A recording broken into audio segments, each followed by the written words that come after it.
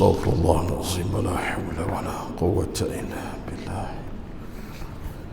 حسبنا الله ونعم الوكيل ولا حول ولا قوة إلا بالله العلي العظيم. اللهم صل وبارك على سيدنا محمد وعلى آل سيدنا محمد. اللهم رب يسر ولا تعسر ولا حول ولا قوة إلا بالله العلي العظيم. لا حول ولا قوة إلا بالله العلي العظيم. اللهم رب يسر ولا تعسر إنك على كل شيء قدير. حسبنا الله ونعم الوكيل ولا حول ولا قوة إلا بالله العلي العظيم.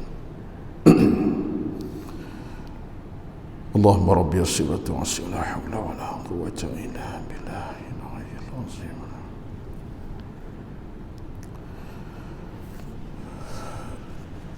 السلام عليكم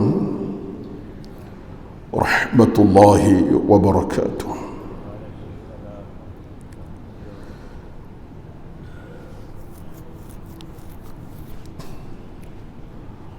الحمد لله رب العالمين، ونصلي ونسلم على سيدنا محمد أشرف الأنبياء والمرسلين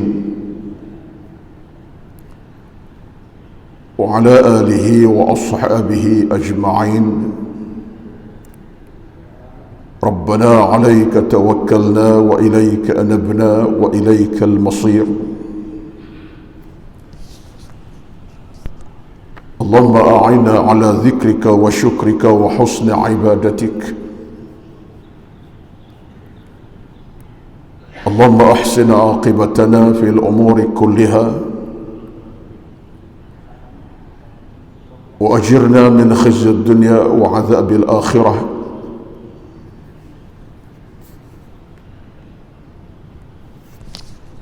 اللهم زدنا ولا تنقصنا، وأكرمنا ولا تهنا، وأعطنا ولا تحرمنا،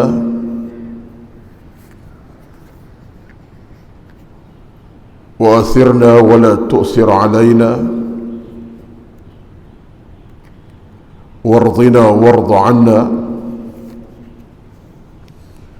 رضينا بالله ربا وبالإسلام دينا ومحمد صلى الله عليه وسلم نبيا ورسولا. اللهم يا مقلب القلوب ثبت قلوبنا على طاعتك.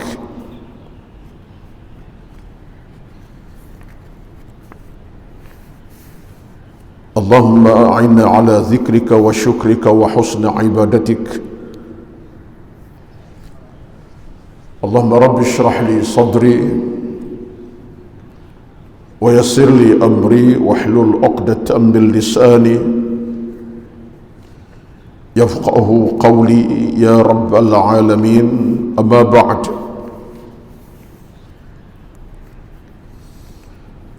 أعوذ بالله من الشيطان الرجيم.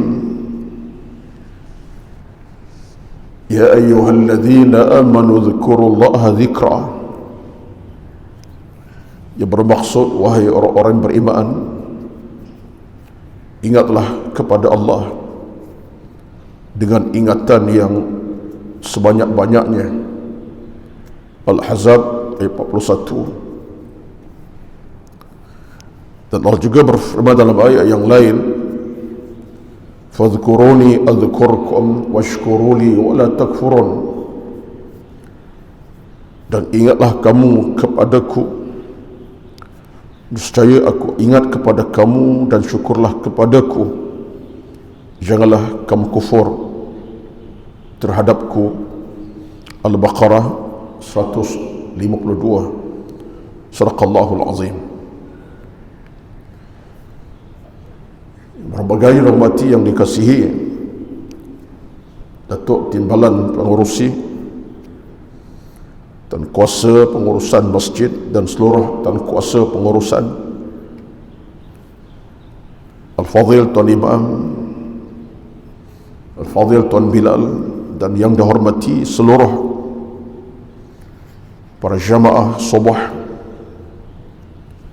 di pagi yang penuh barakah ini. Pertama-tama alhamdulillah kita merafak syukur kepada Allah Subhanahu wa taala di atas nikmat pertemuan yang bukan kecil maknanya kepada kita. Satu pertemuan dan perhimpunan yang bertujuan untuk kita meraih segala pintu kerahmatan dan keredaan Allah Subhanahu wa taala dengan pahala yang melimpah ruah, dengan kemuliaan yang tiada sempadannya, yang pastinya menjadi sesuatu yang besar harga nilainya kepada kita. Apalagi di awal pagi yang penuh barakah ini, kita berada dalam suasana hati yang bersih, yang suci, hati yang penuh dengan keinsafan. Kita mulakan awal pagi dengan zikrullah, dengan tasbih dan tahmid. Dan pastinya di saat subuh yang berkat ini, sebelum jam subuh berkumandang kejap tadi, berapa ramai di kalangan kita yang mungkin telah menumpahkan air matanya di atas sejadah. Berapa ramai di kalangan kita yang telah mengangkat tangan-tangannya dan bermunajat dengan gigih kepada Allah Azza wa Jalla. Berapa ramai kalangan kita yang sebelum azan berkumandang kejap tadi telah berzikir, bertasbih, bertahmid, beristighfar kepada Allah Subhanahu wa taala. Ramai di kalangan kita yang seawal subuh sekejap tadi sebelum azan berkumandang membaca Al-Quranul Karim dari ayat ke ayat. Dan ramai di kalangan kita mungkin yang telah mengambil kesempatan walaupun sejenak membaca Al-Quran dan melihat makna-maknanya, pengertian ayat-ayatnya. Tapi ramai kalau kita di awal pagi subuh yang berkat ini, sesaat belum azan berkumandang tadi, telah menghabiskan detik masanya ketika sejadah dengan penuh keinsafan kepada Allah Subhanahu wa taala. Alhamdulillah, itu semua merupakan dari seorang mukmin, dari seorang muslim, dari seorang yang benar-benar tunduk dan patuh pada Allah Subhanahu wa taala. Dan dari seorang mukmin tidak sama dengan seorang yang bukan mukmin. Dari seorang mukmin hatinya melekat, terikat, diikat dan mengikat diri dengan Allah Subhanahu wa taala. Nabi sallallahu bersabda dalam satu hadis daripada Al-Bukhari dan Muslim, "Mathalul ladzi yadhkuru rabbahu wal ladzi la yadhkur rabbahu mathalul hayy wal mayyit." Perumpamaan seorang yang ingat kepada Allah dengan seorang yang tidak ingat kepada Allah seumpama hidup dan mati. Seumpama hidup dan mati. Seolah Nabi menggambarkan orang yang ingat pada Allah dengan zikirnya, dengan istighfar, dengan tilawahnya. Orang ini dalam kehidupan, dalam keadaan dia sedang hidup dengan kehidupan yang sempurna. Tapi seorang yang tidak ingat pada Allah, la yadhkur rabbah, dia lupa pada Allah dan tidak ada ingatan kepada Allah, bahkan tidak beribadat, dia adalah merupakan mayat. Walaupun hidup, tapi dia itu mayat, dah tak bernafas pun sebenarnya. Hati sudah mati, cuma nyawa masih di badan. Nabi gambarkan ini mayat yang masih hidup. Jadi tuan-tuan dan puan-puan yang dirahmati Allah sekalian, Sesaat bila kita dapat membina sebuah dari hidup ini di awal pagi dengan amal-amal salah, dengan istighfar, dengan zikir, dengan munajat, rintihan, dengan tilawah, dengan doa, dengan amal salah sebegini, kita sedang berada di tapak hidup yang sebenar-benarnya. Dan tapak-tapak itulah kita nak perkemaskan dari saat ke minit, dari minit ke jam, dari jam ke hari, pada hari ke minggu, minggu ke bulan, bulan ke bulan, bulan ke tahun, dan seterusnya. Dan bila kita mampu untuk memperelokkan detik-detik tersebut dalam kehidupan seharian kita, bahkan mingguan kita, yang berbaki, yang tinggal ialah tawakal kepada Allah Subhanahu wa ta'ala. Kita usaha, kita berusaha, kita cuba, kita cari jalan-jalannya, yang berbaki serah pada Allah Subhanahu wa ta'ala. Fa idza azamta fatawakkal 'ala Allah. Kamu dah usaha, kamu dah buat apa yang patut kamu buat, kamu dah usaha dan gigih, yang berbaki tawakal kepada Allah Subhanahu wa ta'ala. Sebab itulah apa yang saya muqaddimahkan di awal pagi ini, suatu peringatan buat diri sendiri, suatu tazkirah buat yang bercakap, suatu peringatan buat diri yang berkata-kata ini, kerana Al-Imam Ibnu Qayyim Al-Jauziyah rahmatullah pernah ingatkan kepada kita suatu kata-kata yang menarik. Dan pada pagi ini saya tidak bercadang untuk tadabbur ayat-ayat Al-Quranul Karim, tetapi saya bercadang untuk tadabbur bicara ulama. Sedikit perubahan untuk pagi ini, yang biasanya saya akan pilih ayat Quran dan tadabburkan makna-maknanya, tapi untuk hari ini saya nak ajak tuan-tuan tadabbur bicara ulama, wasiat para alim ulama. Betul, seorang tokoh besar yang bernama Al-Imam Ibnu Qayyim Al-Jauziyah dalam kitabnya Ad-Da' wad-Dawa', iaitu yang bertajuk penyakit dan obat penyakit, obat pada penyakit, beliau merakamkan satu perkataan yang menarik, menjadi pedoman buat kita insya-Allah. Apa katanya?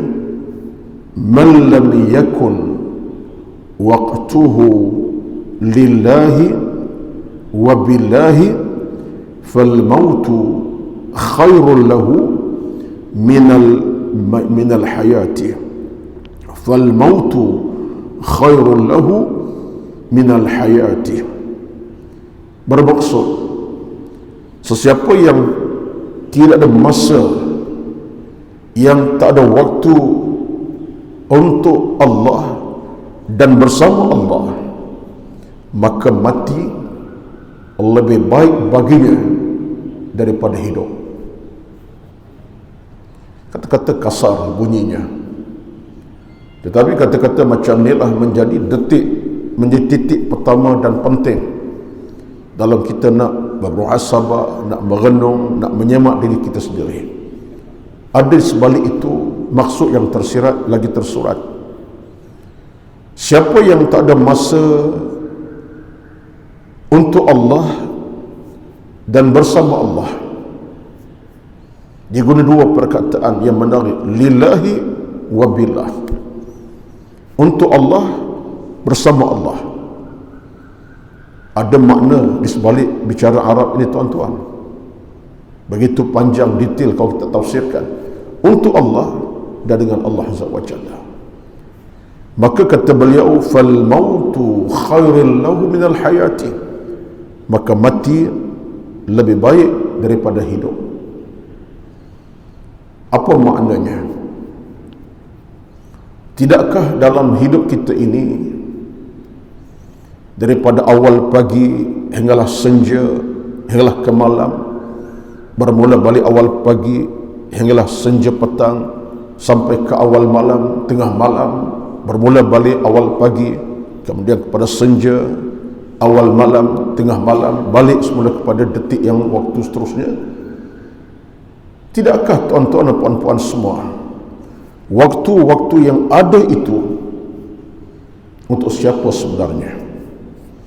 Betul untuk urusan hidup dunia, urusan makan minum, urusan keluarga, urusan perniagaan, urusan perjalanan ke sana ke sini, urusan membabitkan soal makan minum dan betul, tak dinafikan.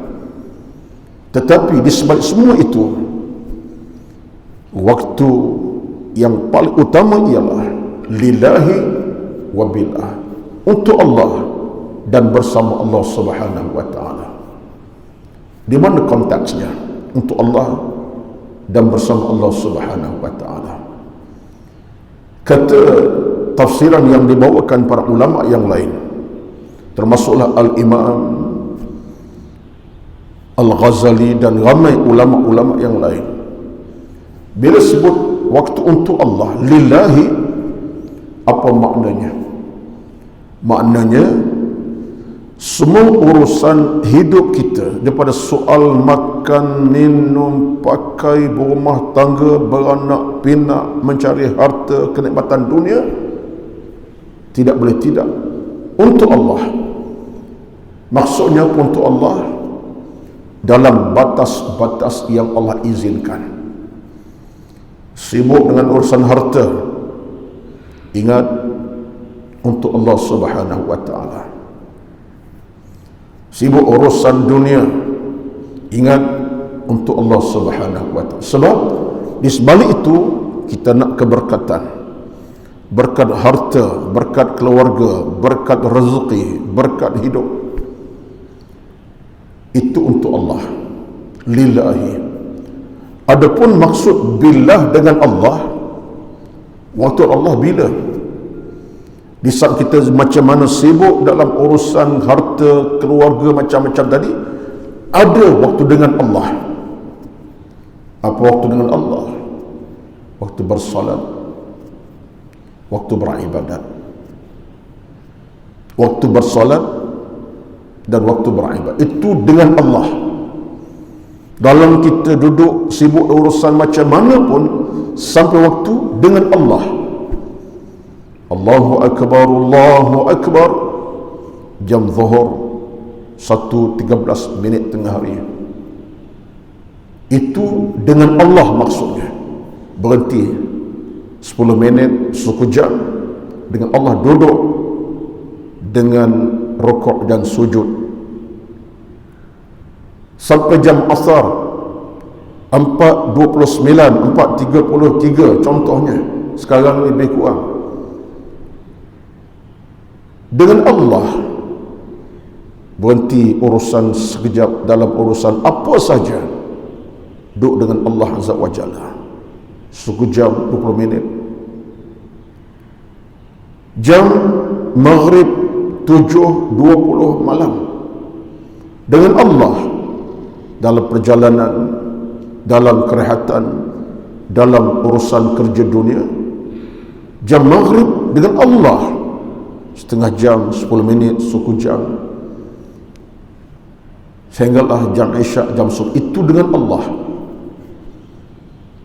Dan bukan saja dengan Allah maksud solat, dengan Allah dengan makna duduk dalam keadaan menginsafi, apa kelemahan aku, apa kekurangan aku, apa kesilapan aku, apa kekuatan aku, apa kelemahan aku, apa kesilapan, itu dengan Allah. Lalu mungkin ketika itulah air mata tumpah, setitis, 2 titis, 3 titis, membasahi kelopak mata hinggalah kepada pipinya. Mungkin air mata titis di atas tikar sejadah, lalu mohon kepada Allah kerahmatan, keampunan, keselamatan dengan Allah. Dalam selang masa dengan Allah juga, kita duduk dengan ilmu, mendengar bicara ilmu untuk dimasuk dalam hati jantung kita, memahami fiqh dalam beragama, memahami fiqh dalam beribadat, memahami fiqh dalam kita beriman dan bertakwa dengan Allah. Jadi kalau tengok balik dalam kerangka itu, benarlah kata Al-Imam Qayyim, dia kata apa? Man lam yakun waqtuhu lillahi wa billahi, siapa yang tak ada masa untuk Allah, bersama Allah, maka mati lebih baik daripada kehidupan. Tuan-tuan sekalian, ini suatu peringatan yang begitu berharga kepada kita. Kalau seorang manusia dalam keadaan waktu untuk Allah pun sudah tidak ada, waktu dengan Allah pun sudah tidak dimilikinya, apa nilai sebuah kehidupan yang ada pada masa itu? Dalam maksud agama, la qimatalah, tak ada harga dah. Inilah di antara peringatan yang disebutkan oleh Al-Imam Ibnu Qayyim Al-Jauziyah rahmatullahi alaihi. Satu peringatan, tadabburkanlah.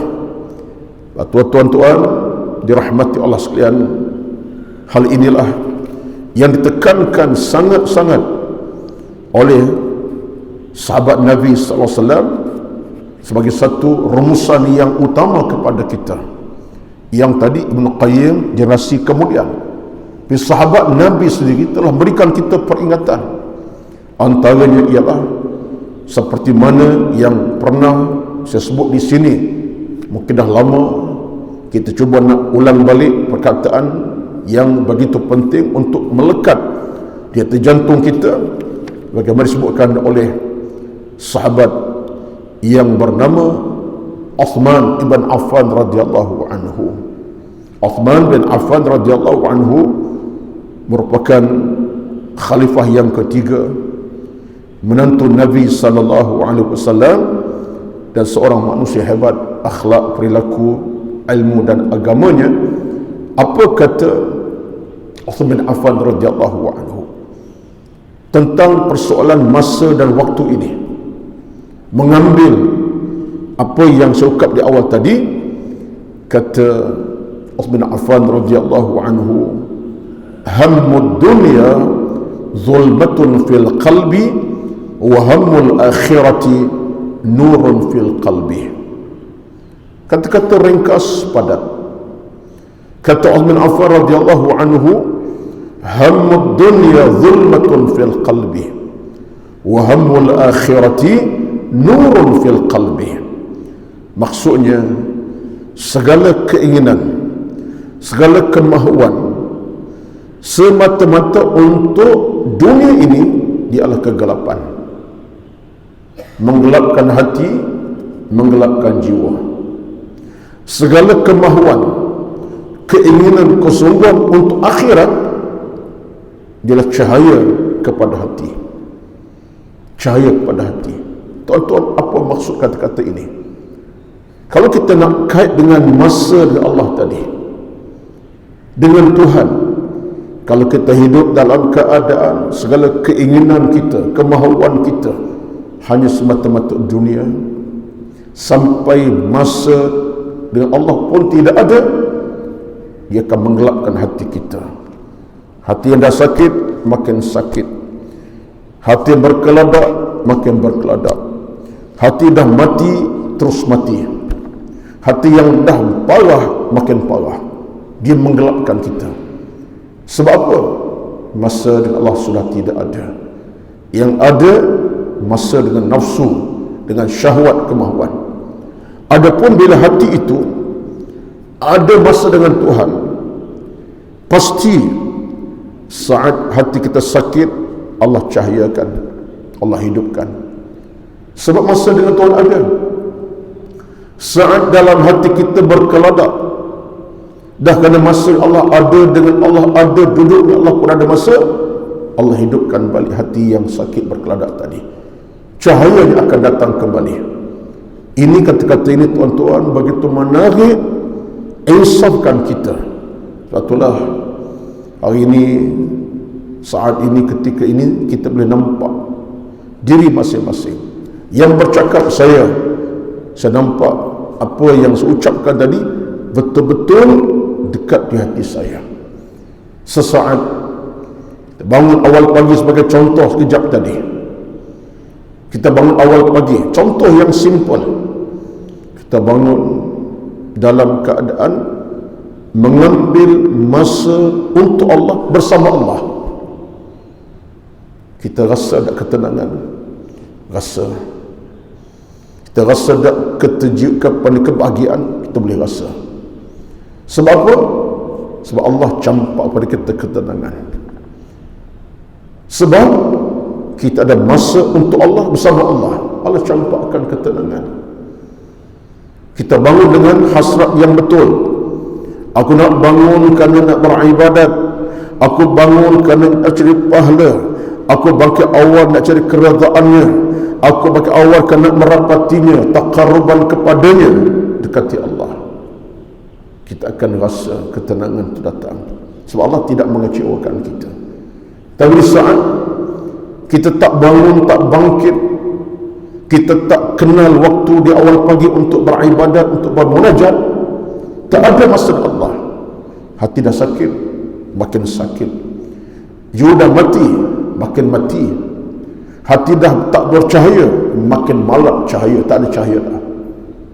Akhirnya kita dapat merasakan, kalau ada dalam hidup ini keadaan-keadaan yang tak menenangkan kita, tak menenangkan jiwa kita, kita tak tenang, tak selesa, banyak masalah, jangan salahkan Allah Azza wa Jalla, tapi kesilapan datang pada kita. Sebab apa? Sebab kamu tidak ada masa untuk Allah dan bersama Allah Subhanahu wa ta'ala. Sedangkan Allah Subhanahu wa ta'ala berjanji dalam Al-Quranul Karim. Apa jaminan janji Allah kepada kita? Dalam Al-Quran Allah sebut dengan terang, peringatan Allah kepada kita dengan jelas. Allah kata kepada kita, tuan-tuan, apa dia? Firman Allah Subhanahu wa ta'ala, ala bidzikrillahi tatma'innul qulub. Ar-Ra'du ayat 28. Allah telah berjanji dengan tegas dalam surah Ar-Ra'd ayat 28, ala bizikrillahi tatma'innul qulub. Hei hambaku, ketahuilah. Itu peringatan Allah dalam ucapan kepada kita. Terjemahnya macam itulah. Saya terjemah macam itu untuk lebih merasai nikmat kata-kata Allah ini. Ala bizikrillah, hei hambaku, kamu kena ingat, kata Allah, dengan ingat pada aku, zikirlah, dengan kamu ingatkan aku ini, ada masa untuk aku, bersama aku, tatma'innul qulub, tenanglah hati-hati kamu, tenanglah jiwa perasaan kamu, tenanglah kehidupan kamu. Itu jaminan. Ar-Ra'd ayat 28. Allah beri jaminan kepada kita. Hei hambaku, ketahuilah, dengan ingat kepada aku, hati kamu akan tenang. Yang sakit boleh sembuh, yang mati boleh hidup, yang berkeladak boleh bercahaya, yang dah mati akan aku hidupkan semula. Allahu Akbar. Satu rezeki, satu nikmat, bukan kepala. Tuan-tuan sekalian, ini antara peringatan yang kita boleh ambil daripada kata-kata Al-Imam Ibnu Qayyim Al-Jauziyah saya sebutkan tadi, iaitulah tentang persoalan masa dan waktu yang semua kita miliki, yang semua kita ada, dan amat malanglah kalau kita gagal menggunakannya dengan sebaik-baik penggunaan. Sulang balik kata-kata ini dengan maksud yang tersirat. Kata beliau, siapa yang tak ada masa dengan Allah Azza wa Jalla dan dengan Allah dan bersama Allah, maka mati lebih baik daripada kehidupan. Wallahu a'lam. Kemudian yang keduanya, daripada bicara ulama, tafsiran, tadabbur bicara ulama pada pagi ini, mengambil lagi satu kata-kata yang menarik daripada seorang lagi ulama yang besar di kalangan sahabat Nabi sallallahu alaihi wasallam, iaitulah Nu'man bin Bashir radhiyallahu anhu, ulama sahabat bernama Nu'man bin Bashir radhiyallahu anhu. Dia kata kepada kita satu perkataan yang betul-betul kalau kita renung perkataan beliau ini, Nu'man bin Bashir ini, ya subhanallah, dia seolah masuk ke lubuk hati dan jantung kita. Peringatan yang bermakna. Apa kata Nu'man bin Bashir radhiyallahu anhu?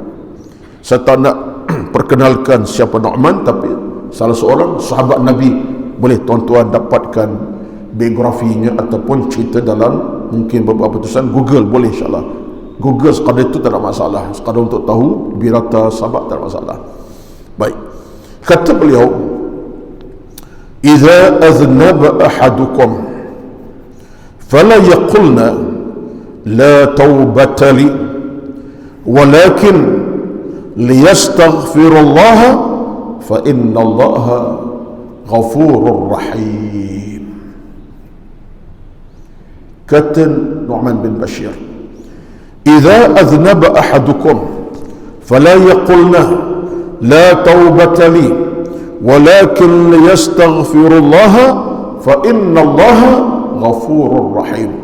Catatan daripada kitab Syu'abul Iman oleh Al-Imam Al-Baihaqi. Dia dikumpulkan dalam kitab tersebut, kata sahabat termasuk Nu'man Bashir ini. Kata beliau, jika kamu terpalit dengan dosa dan kesalahan, tuan-tuan, saya angkat cerita ini bukan apa, saya angkat cerita terpalit dengan dosa kesalahan ataupun dinamakan az-zamb, dosa dalam beragama, sebab antara benda yang tidak berpisah dengan kita semua, tak kira siapa pun kita, dosa dan kesalahan. Tak ada orang bebas daripada dosa dan kesalahan, tak ada. Yang pasti kita akan terpalit. Soal besar kecil itu yang kedua, tapi ada kesilapan, kesalahan, itu hakikatnya. Jadi kata Ibn Bashir, dia kata apa? Apabila kamu melakukan dosa aznaba mana buat kesilapan kepada Allah Azza wa Jalla, fala yaqulna, jangan sama sekali kamu berkata la taubata li, aku dah tak ada harapan nak kembali ke pakal jalan, aku dah tak ada harapan untuk diterima taubat, aku dah tak ada harapan untuk balik kepada kebenaran. Jangan, kata beliau. Ini satu lagi di antara suntikan motivasi yang besar. Siapapun kita dalam hidup ini, bila sampai kita buat satu kesilapan macam mana pun, atau besar macam mana sekalipun, jangan ada dalam hati kita perkataan la taubatali, aku dah tak ada harapan dah nak jadi orang baik, aku dah tak ada harapan nak bertaubat dah, aku dah tak ada harapan nak bertaubat pada Allah, dah jadi macam ni lah, Allah tak ampun. Jangan, kata beliau kepada kita, walakin liyastaghfirah, tetapi yang sepatutnya lah kamu sentiasa merintih, bermohon, bermohon tanpa cuai. Kenapa?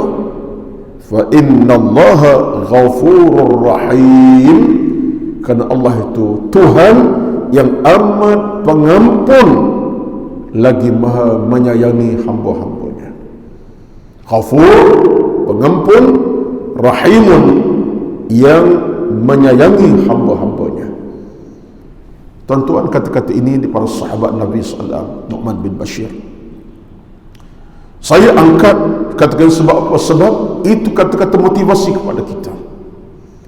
Sebab dalam agama ini, dalam Islam, satu di antara benda yang tidak boleh berada dalam hati, jantung kita sampai bila ialah putus asa. hilang harapan. Tidak boleh ada sama sekali. Jangan ada dan tidak boleh berada dalam hati kita sifat yang buruk, namanya putus asa. Al-ya'as, al-ya'su, ya'asu, tidak boleh ada. Putus asa, hilang harapan, hilang perasaan, seolah merasakan segalanya sudah tidak ada harapan lagi. Tak boleh dalam Islam. Tak boleh. Kerana sifat ini sifat diharamkan Allah kepada hamba-Nya. Allah haramkan. Sebab itulah maka dalam surah Az-Zumar ayat 53 Allah sebut kepada kita, fala wala taqnatu min rahmatillah. Az-Zumar ayat 53 Allah sebut kepada kita, wala taqnatu min rahmatillah, innallaha yaghfiru dhunuba jami'an. Jangan sekali-kali kamu berputus asa dari rahmat Allah, daripada keampunan Tuhan. Jangan putus asa. Kenapa? Innallaha yaghfiru dhunuba jami'an, kerana Allah itu Tuhan yang maha pengampun akan semua dosa-dosa hamba-Nya. Al-Imam Ibn Katsir rahmatullahi alaihi ketika menafsirkan ayat innallaha yaghfiru dhunuba jami'an, menarik. Kata Al-Imam Ibn Katsir rahmatullah dalam tafsirnya, menegaskan, menunjukkan bahawa ayat ini membuktikan Allah SWT sentiasa memandang hamba-Nya dengan pandangan cinta, bukan benci, pandangan kasih, bukan murka, pandangan sayang, bukan pandangan yang bersifat murka, tidak. Kata Ibn Katsir rahmatullah alaih. Sebab Allah tak memiliki sifat-sifat buruk itu. Murka, benci bukan sifat Allah. Murka, benci bukan sifat Allah. Allah tak ada sifat demikian. Murka tidak ada sebenarnya. Benci Allah tak miliki. Yang Allah ada ialah Tawwab, Maha Pengampun, Rahim, Maha Penyayang, Rahman, Maha Pemurah. Jadi kata Ibn Katsir, menafikan sifat buruk Allah tadi, maka gantinya apa? Sifat-sifat kemuliaan. Sehingga dalam satu hadis Nabi SAW, bila bab taubat ini, dari riwayat daripada Imam Muslim, Nabi sebut, lillahi afrahu bi taubatil abdi. Allah amat gembira. Afrah ni tuan-tuan daripada farihah. Farihah yafrah, gembira. Afrah lebih gembira, amat gembira. Itu bahasa Arab. Kalau farihah gembira, fikir afrah lebih gembira. Itu satu tanda kalimah yang melambangkan kehebatan Allah Azza wa Jalla. Setakat gembira, tapi Allah lebih gembira, afrah. Bila sebut lebih gembira, apa makna tuan kemuncaan? Allah terlalu gembira. Apa dia? Bitaubatil abd, dengan taubat hamba-Nya. Lillahi afrahu bitaubatil abdi. Allah terlalu gembira dengan taubat hamba-Nya. Tuan-tuan, bila sebut Allah terlalu gembira dengan taubat kita, apa maknanya? Maknanya Allah bersedia untuk menerima hamba-Nya sekalipun atas apa dosa dia buat. Jadi kata para ulama, kata Ibn Katsir dalam tafsirnya, menunjukkan Allah tidak ada sifat-sifat yang buruk, keji, murka, benci, tidak ada. Tetapi kena ingat, bukan tidak maksud menafikan sifat Allah yang ada disebut sifat Allah, disebut satu sifat namanya murka, ada sebab itu. Tapi Allah murka dengan bersebab. Dah hambanya degil, dah hambanya kekal dalam kejahatan, tak nak bertaubat, tak nak balik pada dia, memang Allah murka lah keputusan akhirnya. Dan Allah punya kemurkaan penghujung apa? Neraka diberikan. Tapi bersebab, bukan tanpa sebab. Allah tak murka kecuali dengan sebab yang sepatutnya kita lebih insaf baik. Mengambil kata Nu'man Bashir ini, kata beliau, jangan ada kalangan kamu yang kata tidak ada dah aku jalan pulang pada Allah, la taubata li. Tapi yang ada adalah usaha liyastaghfirullah. Dia berusaha dengan gigih dalam berintih, dalam menangis, meratap pada Allah Azza wa Jalla. Kan Allah Tuhan tu Maha Pengampun lagi Maha menyayangi hamba-hambanya. Tuan-tuan sekalian, Allahu Akbar.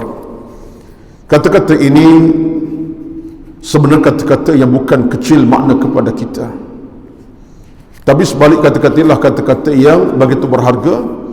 So akhirnya kita faham tentang hakikat Allah sedia mengampuni dosa-dosa hambanya, bermakna semua hambanya berpeluang, peluang yang luas terbentang. Allah buka pintunya malam, siang, pagi, petang, dini hari, senja, awal malam, awal siang, awal pagi, senja, dini hari, Allah buka pintu keampunan. Saya pernah sebut tuan-tuan sekalian, berapa lama ini kadang-kadang benda macam kita ulang balik untuk kita ingatkan balik lah, kerana kita mudah lalai dan lupa. Ketika Imam Ghazali ditanya oleh anak muridnya,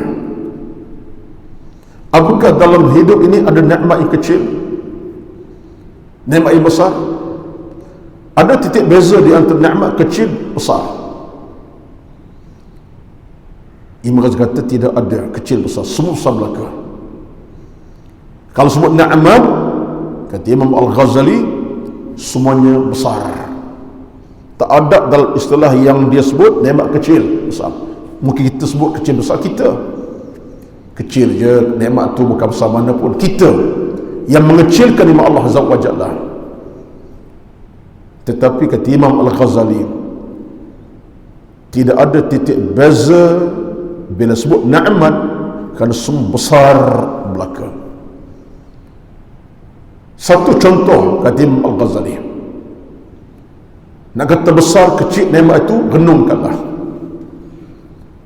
Kata Imam Ghazali, dengan kamu buka mata lihat alam, nampak cahaya, nampak warna-warni depan mata kamu, besar, besar ke kecil? Besar, bukan kecil. Bayangkan kalau Allah tutup penglihatan kamu, buka mata, buka saja tapi tak nampak apa, gelap gulita. Padahal tadi nampak warnanya putih, kuning, hitam. Tiba buka mata jam yang kemudiannya tak celik, bukan celik, tak celik-celik tapi tak nampak apa. Nak kata nikmat kecil ke? Besar. Kau boleh rasa makanan masin manis, letak di bibir kamu gula, rasa masin. Letak garam, rasa masin, rasa manis gula dan rasa masin garam. Kecil ke besar? Imam Ghazali tanya anak murid dia ni,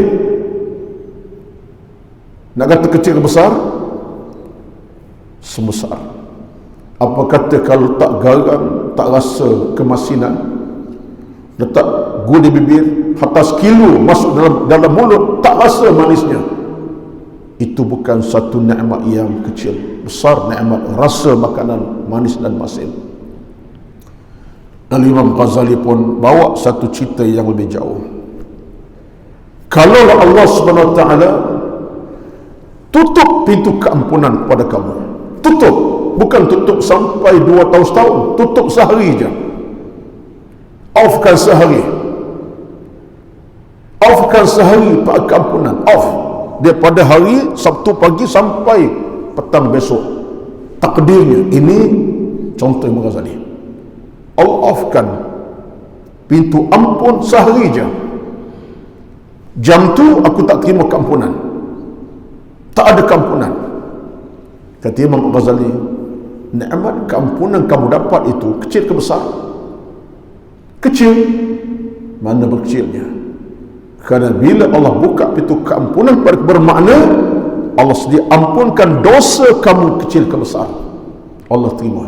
Bayangkan, kata Imam Al-Ghazali, kalau Allah tutup pintu kan sehari saja, bukan sebulan, sehari saja, tiba-tiba kau meninggal hari itu, tak dan bertaubat, tak dan minta ampun, Allah matikan kepada hari itu. Dan minta ampun, pintu ampunlah tutup. Allah tutup. Kenapa? Holiday hari itu contohnya, tak bertugas, malaikat tak bertugas terima keampunan, Allah pun tutup pintu. Tiba-tiba kau mati hari itu. Apakah mati kamu dalam keradaannya? Walhamdulillah, boleh jadi mati dalam kesalahan, dosa tak ampun. Apakah dengan sebab Allah SWT beri masa untuk ampun pada kamu itu kecil? Jawab Ghazali, bagaimana mungkin dalam hidup ini nikmat kamu ada, baik rasa masin manis, melihat cakrawala ala perkara, termasuk ampunan, mana kecilnya? Maka semua nikmat yang ada ini, kata Imam Ghazali, ianya besar dan tidak kecil. Dan kita kena ambil hujah ini. Hujah kita kena ambil, tuan-tuan. Sebab apa? Sebab bagi saya, kalau kita merasakan nikmat Allah yang sebesar belaka, kita akan mudah jadi bersyukur. Sebab dalam pandangan kita, nikmat yang aku ada, baik yang zahiri, yang batin, nampak tak nampak, semuanya nikmat besar, bukan kecil. Kita akan jadi manusia yang boleh menterjemahkan ayat Al-Quran. Apa ayatnya? Ayatnya ialah dalam surah Ibrahim 34. Allah sebut kepada kita, wa in ta'uddu ni'matallahi la tuhsuha. Ibrahim 34. Kalau kamu nak hitung nikmat Allah SWT, kamu takkan mampu hitungnya. Tak boleh hitung, sebab banyak sangat. Nak kata nikmat kecil, penglihatan, mana mungkin. Nak kata nikmat besar, kan harta banyak, mana mungkin. Semua nikmat kamu besar belaka. Nak hitung, tak dapat hitung. Dan kita boleh terjemahkan satu lagi kekuatan dalam kita hidup beragama, apa dia? Surah Ali Imran 145. Apa Allah kata?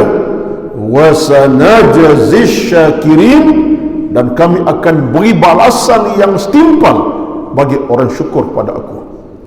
Orang syukur pada Allah, semua nikmat dia syukur, dia merasakan cukup besar nikmat Allah padanya, tak ada kecil, sebesar belaka.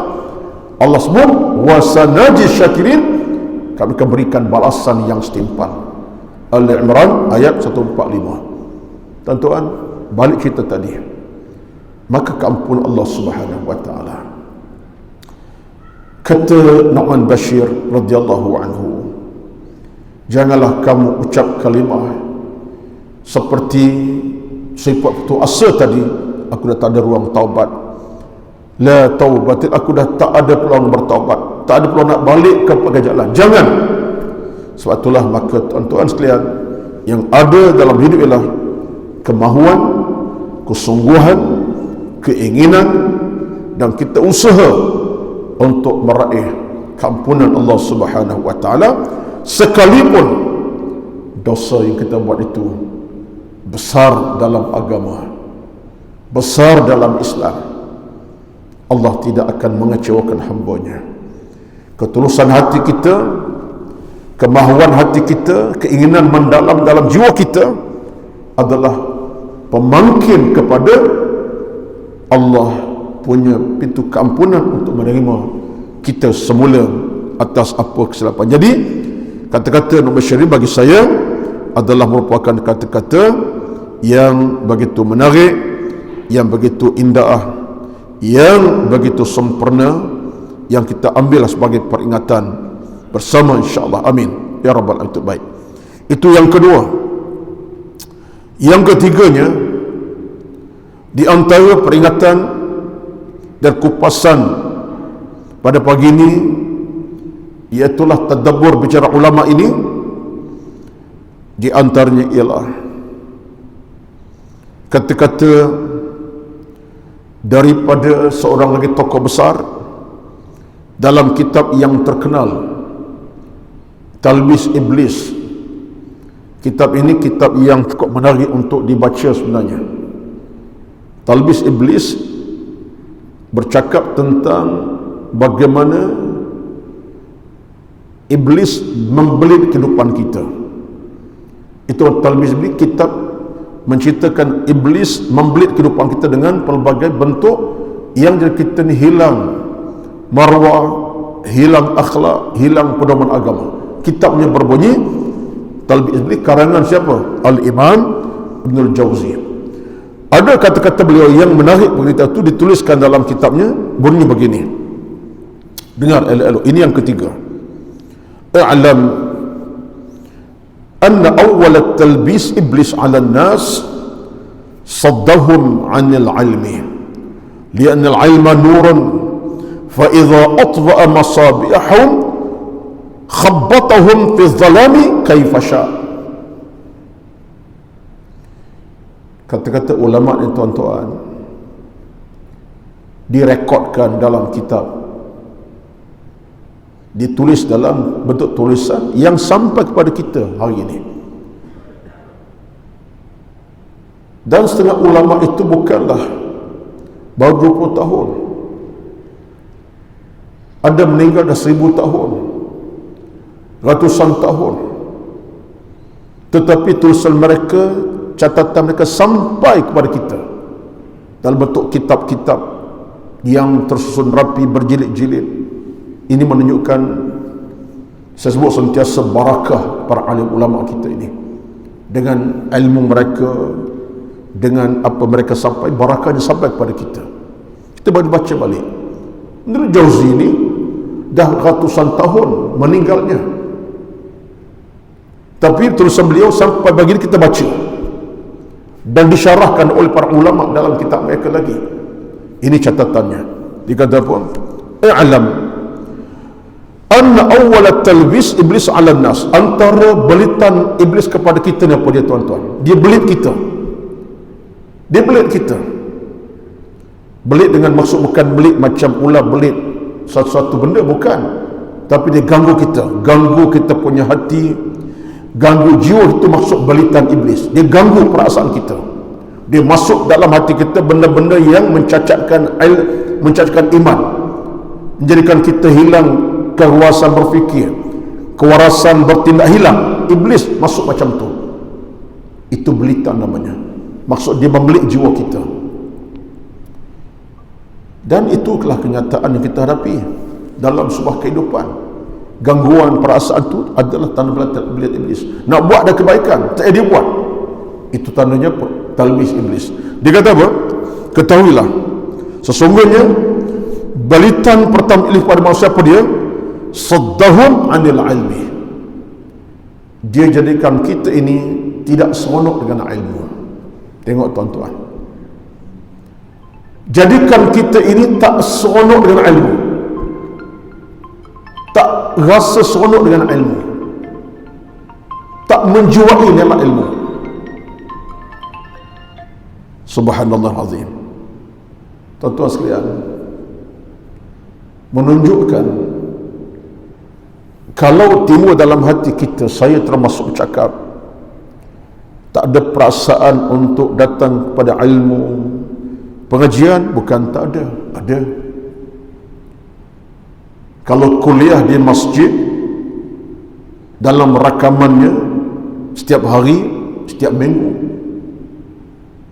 masjid 30 hari sebulan, kuliahnya paling tidak 50 kuliah sebulan. Cuba tengoklah masjid mana, masuk masjid bangsa ini, apa tidaknya tiap malam kuliah maghrib 30 hari lengkap, plus dengan hari Sabtu Ahad subuhnya dah 8 kuliah, 2 hari 2 kuliah subuh, 4 kuliah subuh plus 4 kuliah subuh Ahad, dah berapa? 38. Tambah dengan kuliah duha pula, dah jadi 40 kuliah. Ada pula masa tu ada forum-forum pula dah. Makna sebulan itu 40 kuliah. Itu 40 kuliah. Ada setengah masjid 60 kuliah sebulan. Pengajian berkitab, tak berkitab umum. Tetapi jiwa manusia ada tak perasaan untuk hadir? Kadang-kadang tak rasa, tak terikat. Dia tak terasa nikmat berilmu tu ada depan matanya. Sekalipun masjid depan rumahnya, depan rumah, jadual disebarkan. Hari ini jadual sebar melalui apa? FB. Saya perhati jadual masjid bangsa ini, buka FB je, tekannya sebulan penuh Mei, masuk nama saya dah sekali, tengok nama dia, alhamdulillah, kok tak ada lah. Hari Ahad keempat contohnya.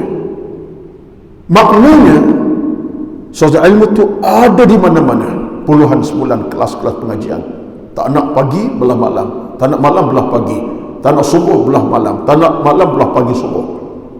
Tapi manusia ini hadapi masalah apa?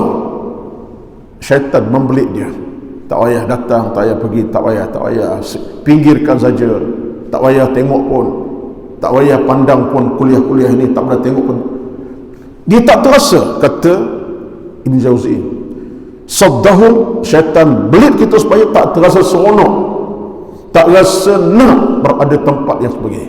Betul tak betul? Saya tak sajak tuan-tuan renungkanlah. Yang kita hadir ni, alhamdulillah lah, Allah kita kemahuan ada. Berapa ramai di luar sana yang tak terikat dengan jadual-jadual yang ada di musola masjid.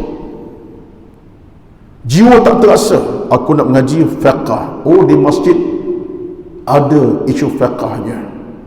Yang datang pula bukan calon orang, Saudara Samah, Datuk Mufti Wilayah, seorang yang alim dalam bidang fiqahnya. Walaupun 10 jam kuliah subuhnya, tapi banyak yang disampaikan. Dia tak rasa. Ada pengajian tafsir Al-Quran Karim. Seorang tokoh, Dr. Zahazan, sahabat saya, seorang yang alim dalam bidang tafsir. Dalam bicara beliau, petah bicara, boleh tafsir macam-macam. Tak ada perasaan. Tak kenal pun Dr. Zahazan. Makhluk mana ni orang ni? Contoh. Jadi kita tuan-tuan dibelit oleh iblis. Akhirnya duduk di mana pun kita, kesunggah pada ilmu tak ada. Kata Imam Ghazali, kenapa? Li'annal ilma nurun, kerana ilmu itu cahaya sepatutnya. Fa idza atfa'a masabihum, bila cahaya ilmu sudah ditarik daripada hati kita, khabbatahum fi dhulami kaifa sya.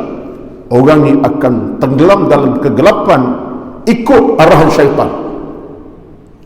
Dia akan tenggelam dalam kegelapan siapa yang arahnya? Syaitan. Dah bila kegelapan, syaitan kata, buat maksiat, jangan fikir dosa pahala, buat benda buruk, jangan fikir dosa pahala. Syaitan mengarah dia. Akhirnya hatinya, syaitan berada jatuh hati, syaitan jadi pengarah, director kepada kehidupannya. Buat, jangan fikir dosa pahala, buat. Khabbatahum, kalau bahasa baratnya, dia tenggelam dalam kegelapan. Mengikut siapa? Directornya adalah syaitan yang telah masuk hatinya. Ini semua kata-kata menarik Ibnul Jauzi, tuan-tuan, dalam kitabnya Talbis Iblis. Tuan-tuan sekalian, ini semua cabaran kepada kita. Sebut benda macam ni sebab saya duduk termenung daripada semalam lagi pun. Semua ini saya sampaikan sebab saya ajak diri saya, tuan-tuan, mari sama-sama kita hayati, perhatikan peringatan seumpama ini. Sebab akhirnya yang kita nak ialah kita berjaya, kita mampu, kita dapat untuk memilih jalan hidup yang sejahtera, bukan celaka, jalan yang bahagia, bukan kecundaan, jalan kejayaan, bukan kebinasaan. Kita, tuan-tuan, tidak ada kekuatan melainkan Allah yang berikan kekuatan. Kita ada kemampuan lebih, melainkan Allah beri kita rezeki kelebihan dalam hidup ini dengan cahaya ilmu dan seumpamanya. Maka tiga pagi ini, tiga ucapan yang diberikan ulama kepada kita mudah-mudahan sampai mesej ilmu kepada kita insya-Allah. Apa yang setelah sebutkan 3 tadi, daripada awal hingga yang ketiga ini, mudah-mudahan bicaranya dapat kita faham, peringatan para ulama ada nilainya kepada kita untuk kita jadikan sebagai panduan ataupun highway dalam kehidupan beragama kita sampai ke destinasi yang terakhir, itulah redha Allah Subhanahu wa taala. Itulah sekadar apa yang saya nak sampaikan dalam masa hampir sejam pada pagi ini. Moga-moga kalaupun pagi ini saya tidak bawa tadabbur Al-Quran, tadabbur ayat, apa yang sampai tadi pun tadabbur juga, tapi kata-kata ulama. Saya pun duk tengok jadual masjid ni, saya pati, saya follow. Saya ingat 2 hari lepas Dr. Zazan dah bawa dalam tafsir surah Ad-Duha, ya. Jadi saya rasa minggu ni dah Dr. Zazan dah bawa Ad-Duha. Saya rasa saya nak bawa tadabbur kata ulama. Saya follow tuan-tuan. Benda macam kita boleh follow semasa. Jadi bila follow kita tahu dalam konteks berbincangan itu apa yang telah, apa yang belum. Mudah-mudahan sikit sebanyak apa yang sampaikan pada pagi ini sampai mesejnya kepada yang bercakap, khasnya yang bercakap lah. Yang bercakap ni paling utama sekali. Saya tidak nak yang bercakap kosong jiwa, kosong hati, akhirnya cakapan tidak ke mana-mana. Tidak nak. Saya nak yang pertama masuk dalam hati saya peringatan-peringatan dan akan terus masuk dalam jiwa hadirin hadirat yang hadir. Amin amin rabbal alamin. Itulah sekadar pertemuan pada pagi ini. Allahumma amin. A'udzubillahi minasyaitonir rajim. Bismillahirrahmanirrahim. Alhamdulillahi rabbil alamin. Wassalatu wassalamu ala sayyidina Muhammad wa ala alihi wa ashabihi ajma'in.